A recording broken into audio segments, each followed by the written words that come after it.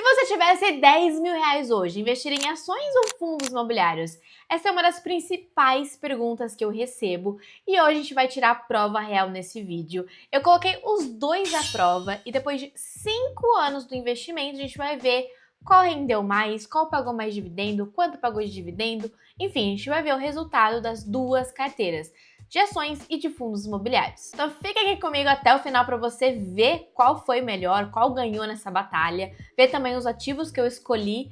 Deixa aqui o seu like, se inscreve no canal que toda semana tem vídeo novo e compartilha com aquele amigo que precisa começar a investir de uma vez por todas. Para essa comparação, eu peguei 10 mil reais em ações e 10 mil reais em fundos imobiliários, em torno de 4 ativos em cada carteira e nada de aporte mensal não. Eu peguei esses 10 mil reais, deixei investido parado durante 5 anos. Não teve novo aporte, foi só os 10 mil reais em 5 anos, ou seja, em 2020. Sem mais suspense, vou mostrar agora a carteira e os ativos que eu escolhi em cada uma.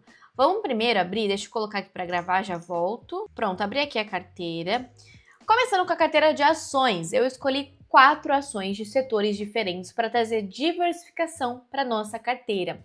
São setores perenes, para ser justo, aqueles setores que a gente pensa no longo prazo. São setores que, independente se tem crise ou não, é um serviço essencial, é um serviço que a gente ainda precisa. Tem o boleto todos os meses para pagar. Primeiro setor que eu peguei foi de seguros, segundo, banco, terceiro, energia elétrica e quarto, saneamento. Esses 4 setores é imprescindível para a vida humana. Você com certeza utiliza esses 4 setores.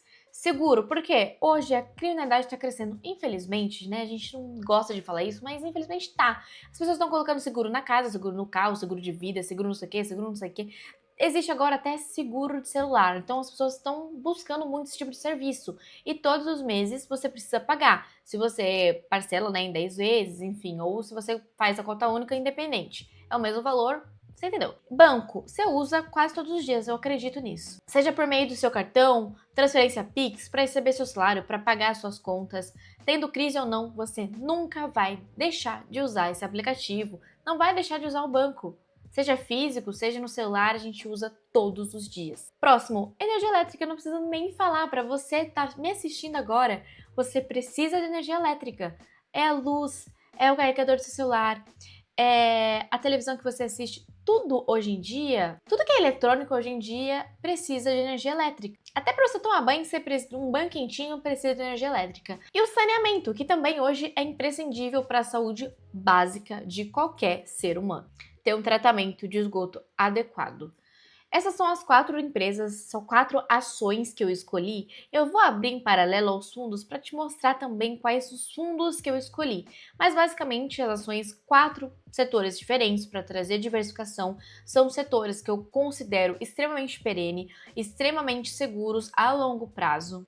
São empresas que, naquele momento, vi potencial analisando todos os indicadores fundamentalistas, a projeção, se era uma empresa estável, não estável, enfim. Essas são as 4 ações. Deixa eu abrir aqui, eu já volto. Pronto, essa é a carteira de fundo que eu escolhi. Primeiro HGLG11, depois KNCR11, depois HGRE11 e o MOL11.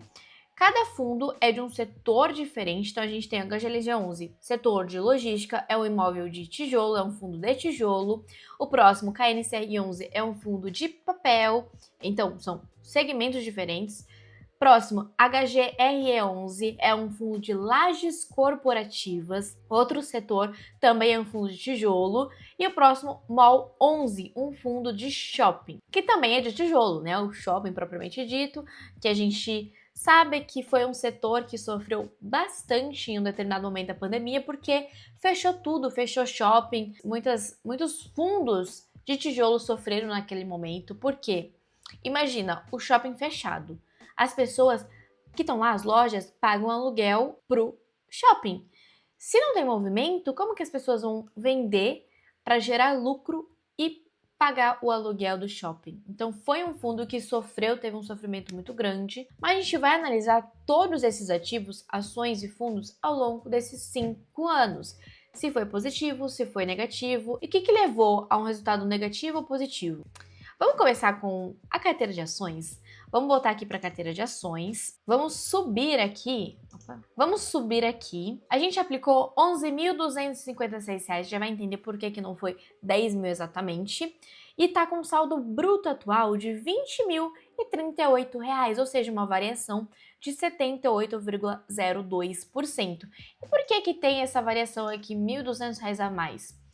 Por conta de uma bonificação da Porto Seguro. Então, a gente tem o Porto Seguro, Sanepar, Taesa, Banco do Brasil e o Porto Seguro, que é do setor de seguros, o nome já entrega, teve uma bonificação, ou seja, teve essa distribuição de 1 para 1. A cada cota que você tinha, você recebia um bônus, uma bonificação. Por isso que, tirando esse valor, chega muito próximo dos 10 mil reais. Então, subiu o valor aplicado por conta dessa bonificação, esse bônus da Porto Seguro. Analisando cada uma, vamos descer aqui para baixo, Porto Seguro valorizou 132%, um ótimo crescimento. Banco do Brasil, 108%, também um crescimento muito bom. A Taesa, 29,20%. Se a gente analisar em 5 anos, não foi um crescimento extremamente alto. E a Sanepar, 16,66%. Também, comparando todo o tempo, não foi um crescimento muito grande. Aqui ele mostra a porcentagem ideal da carteira, a porcentagem de carteira, porque é uma estrutura básica, padrão que traz o investidor 10. Mas lembre-se, quanto maior for seu patrimônio, maior deve ser a diversificação na sua carteira. Uma carteira de 100 mil reais, por exemplo, ter apenas essas 4 ações é loucura. Apesar de serem boas ações, quando você não diversifica, você está concentrando o risco. Imagina se a Porto Seguro, como a gente recebeu essa bonificação, aparece que tem 43%. Imagina se ela desvaloriza 50%, sua carteira vai sofrer um impacto muito grande. Então, quanto maior seu patrimônio, maior tem que ser a diversificação. Logo, a gente ganhou com as ações, deixa eu abrir aqui a calculadora, 20.038,68 menos 11.256,35. Só que também a gente tem que levar em consideração a bonificação, né? Mas enfim, de ganho de capital foi R$ 8.782,33. Considerando a bonificação que a gente ganhou, mais 1.264,63, 10 mil reais. Isso é de ganho de capital nas ações, tirando os dividendos. Com os dividendos, vamos ver durante 5 anos, só de dividendo, R$ 4.882,18. Ele mostra aqui também o histórico, quanto foi cada mês. Teve mês que a gente não recebeu nada, porque, como vocês sabem, ações não pagam todos os meses. Algumas sim, outras não, elas não têm uma obrigação de pagar em um determinado período. Então, cada empresa tem sua política de distribuição. No total, foi aí, então, 4.882, mostra até por ano. Em 2020, 353, em 2021, 920, aqui R$ 1.000, também R$ 1.000 em 2024, 2025 já totalizou R$ 660. Então, esse foi o dividendos. Vamos somar também para a gente ver o resultado geral? 4.882,18.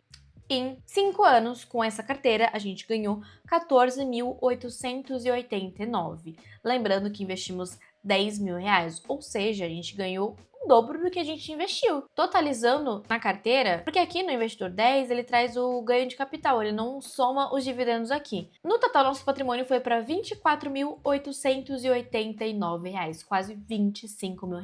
Então esse foi o resultado da carteira de ações.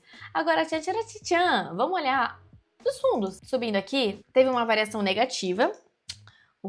Teve alguns fundos aí que desvalorizaram, que caíram. Vamos olhar aqui o resultado individual. Foi o caso do HGLG11, ele teve uma desvalorização de 5%.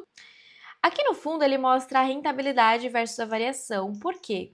Na rentabilidade, ele vai considerar os dividendos pagos, porque o fundo, independente se ele está positivo ou negativo, ele vai te pagar dividendos mensais todos os meses, ou seja, dividendos todos os meses, dividendos mensais todos os meses, ficou meio esquisito.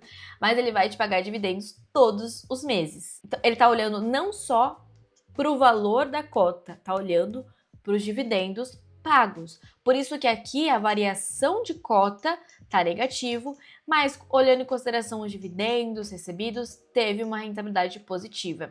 KNCR11 teve uma variação de 6,93% e uma rentabilidade de 78%. HGRE11 teve uma desvalorização de 19,20% e uma rentabilidade de 22,16%. Uma 11 teve uma valorização de 24,17% e uma rentabilidade de 78,12%. Nossa, Rafa, mas uma 11 teve uma variação muito maior que o KNCR11 e ele não teve uma rentabilidade bem parecida, inclusive um pouquinho menor. Por quê? Por conta da distribuição de dividendos. Como a taxa Selic esteve nesse período pós-pandemia muito alta, os fundos de papel, eles seguem essa linha da renda fixa no Brasil. Então, eles estavam pagando muito bem. Já o fundo de tijolo tem uma distribuição de dividendos estável, porque ele não está olhando para a Selic. São imóveis físicos. Eles recebem aluguéis todos os meses dos seus inquilinos. E esses aluguéis que eles recebem dos inquilinos, eles pagam aos cotistas, que somos nós. A rentabilidade, o pagamento, é mais estável por conta disso, independente do valor da Selic. Se a Selic tiver 2% ou 14%, os fundos de tijolo, eles estão recebendo os aluguéis dos imóveis físicos e te pagando. Então não tem essa interferência da Selic tão ativa quanto nos fundos de papel. Então a gente viu que o resultado geral, olhando só para cotas, foi negativo, de 1,58%. E de dividendos, será que o fundo ainda pode performar melhor do que as ações? Vamos descobrir agora. Gente, passou aqui um pouquinho, levemente, R$1.000 a mais, R$1.500 a mais, é que eu perdi a mão. Mas, gente, vamos olhar aqui para variação. Você viu que a variação das ações foi melhor, então perdi a mão aqui um pouquinho na hora de comprar as cotas. Mas vamos olhar os proventos. Teve um resultado de R$5.016 durante esses 5 anos, por um investimento de R$11.552. Teve essa diferença. Ele foi maior do que as ações, né? Foi um pouquinho maior. Só que para compensar e superar as ações, ele teria que ter distribuído muito mais, o dobro de dividendos, muito mais mesmo. Vamos ver o resultado que a gente teve com os fundos, considerando o saldo bruto. Como foi negativo, vai ser menos do que a gente investiu no começo. Sem precisar de calculadora, a gente já viu que quem foi o ganhador, né? Quem que teve um resultado melhor. Então, a gente tem um resultado de R$16.386,49 com os fundos imobiliários e R$24.889,14 nas ações. As ações teve um resultado muito melhor, foi um resultado bem mais positivo. Algumas ações valorizaram muito mais, algumas ações... Outras teve uma variação menor, uma variação mais tranquila, outras realmente a Porto teve uma variação bem legal. O fundo, apesar de ter uma rentabilidade positiva, a variação dele foi bem negativo, outros não. A longo prazo, Rafa, qual que eu devo investir? Deixa eu falar para vocês duas coisas. Depende. Por que depende, Rafa? Vou te explicar. Os fundos imobiliários, eles são obrigados a distribuir 95% dos lucros aos seus acionistas, ou seja, sobra 5% para eles reinvestir, para ele poder crescer, para ele poder se desenvolver. Então a margem que ele tem para poder desenvolver o fundo é muito baixa. Agora as ações, elas nem são obrigadas a distribuir dividendos, elas distribuem se elas quiserem. Então, se elas quiserem pegar 50% do lucro dela para investir nela própria, para crescer, para expandir, ela pode. Então, a margem para uma empresa se valorizar a longo prazo é muito maior do que um fundo imobiliário. Então, nesse requisito de valorização de patrimônio a longo prazo, as ações têm um peso muito maior. Já se você quer dividendos todos os meses na sua conta, a gente viu que a ação não paga todo mês. Apesar de ter a distribuição de dividendos bem parecido, concentra-se mais em alguns meses do que em outros. Se você quer ter aquela renda mensal, aí os fundos imobiliários servem mais para você. Você até consegue fazer uma carteira de dividendos de ações pensando no calendário que cada uma paga. Mas aí você se limita em escolher empresas que não combinem os dividendos. Você se obriga a colocar algum tipo de ação, alguma ação que você nem queria pôr na carteira. Então, se você quer ter valorização de patrimônio no longo prazo, ações. Já se você quer ter renda mensal todos os meses isenta de imposto, fundos imobiliários. Os dividendos são isentos de imposto também, mas não são todos os meses que eles são pagos. Essa tá a grande diferença que você precisa pensar para escolher um dos dois para colocar na sua carteira. Se você prefere ter ação, que tem essa vantagem na margem que ela tem para injetar nela própria, se desenvolver e crescer, ou se você quer ter uma renda mensal, uma renda passiva certinho todos os meses na sua conta. Ou você pode até mesclar Não precisa necessariamente escolher um ou outro, você pode mesclar. E a concentração de cada um na sua carteira depende do seu objetivo, do seu perfil de investidor, enfim, algumas variáveis. E se você quer aprender a investir com a minha ajuda, eu te convido a fazer sua inscrição no PD 2.0, meu treinamento completo sobre investimentos que vai te ensinar desde o básico ao avançado. E você ainda tem o meu suporte durante um ano inteiro. O link para você fazer sua inscrição tá aqui na descrição ou no primeiro comentário fixado. Se você curtiu esse vídeo, deixa aqui seu like, se inscreve no canal e eu te vejo no próximo.